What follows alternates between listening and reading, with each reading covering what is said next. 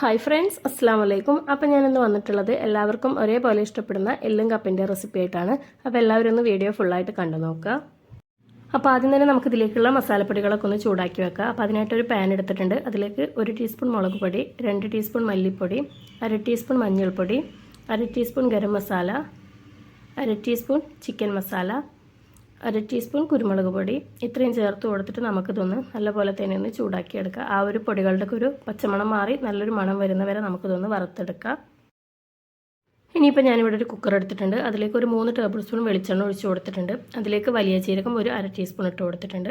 അതൊന്ന് പൊട്ടി വന്നപ്പോൾ ഒരു മീഡിയം സൈസിലുള്ള 2 സവാള അരിഞ്ഞതും അതിലേക്ക് ആവശ്യത്തിനുള്ള ഉപ്പും കൂടെ ചേർത്ത് കൊടുത്ത് നമുക്കിത് നന്നായിട്ടൊന്ന് വഴറ്റിയെടുക്കാം.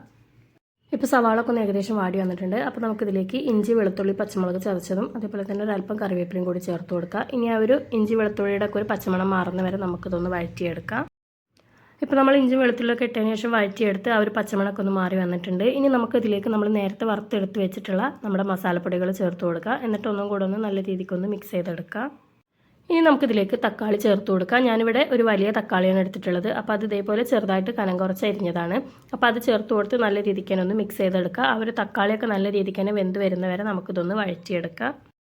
ഇപ്പോൾ തന്നെ നമ്മൾ തക്കാളിയൊക്കെ ചേർത്ത് കൊടുത്തതിന് ശേഷം നമ്മുടെ മസാലയൊക്കെ നല്ല രീതിക്ക് തന്നെ ഇവിടെ സെറ്റായി വന്നിട്ടുണ്ട്. ഇനി നമുക്കിതിലേക്ക് നമ്മുടെ എല്ല് ചേർത്ത് കൊടുക്കാം. ഞാനിവിടെ എല്ലിൽ കുറച്ചൊക്കെ ഇറച്ചിയോട് കൂടിയിട്ടുള്ള എല്ലാമാണ് എടുത്തിട്ടുള്ളത്. അപ്പോൾ അത് ഇതിലേക്ക് ചേർത്ത് കൊടുക്കാം. ഇനി നമുക്ക് ഈ ഒരു എല്ല് നമ്മുടെ ആ ഒരു മസാലയിലിട്ട് നല്ല പോലെ തന്നെ ഒന്ന് മിക്സ് ചെയ്തെടുക്കാം.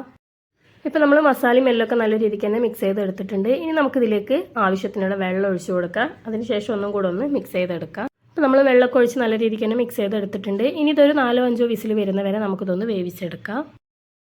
അപ്പോഴത്തേനും ഞാനിവിടെ കപ്പൊക്കെ ഒന്ന് പുഴുങ്ങിയെടുത്തിട്ടുണ്ട്. ഉപ്പും മഞ്ഞളും കൂടി ഇട്ടിട്ടൊന്ന് പുഴുങ്ങിയെടുത്തതാണ്. അതൊന്ന് ഉടച്ചെടുത്തിട്ടുണ്ട്. ഇനി നമുക്കിതിലേക്ക് നമ്മൾ വേവിച്ചെടുത്തിട്ടുള്ള ആ ഒരു എല്ലിൻ്റെ മിക്സ് ഇതിലേക്ക് ചേർത്ത് കൊടുക്കുക. എന്നിട്ട് നമുക്ക് ആ ഒരു കപ്പയും ആ ഒരു മസാലയും കൂടെ നല്ല രീതിക്ക് തന്നെ ഒന്ന് മിക്സ് ചെയ്തെടുക്കാം. അപ്പോൾ ഇതാ നമ്മളിവിടെ നല്ല രീതിക്ക് ഒന്ന് മിക്സ് ചെയ്തെടുത്തിട്ടുണ്ട്. ഇനി നമുക്കിതിലേക്ക് ഒരല്പം മല്ലിയില കൂടി ചേർത്ത് കൊടുക്കാം.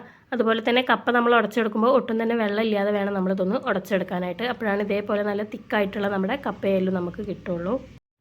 അങ്ങനെ ഇതാ നമ്മുടെ ടേസ്റ്റി ആയിട്ടുള്ള കപ്പയെല്ലും ഇവിടെ റെഡി ആയിട്ടുണ്ട്. അപ്പോൾ തീർച്ചയായിട്ടും എല്ലാവരും ഒന്ന് ട്രൈ ചെയ്ത് നോക്കുക. വീഡിയോ ഇഷ്ടപ്പെട്ടാൽ ലൈക്ക് ചെയ്യാനും ഷെയർ ചെയ്യാനും മറക്കരുതേ.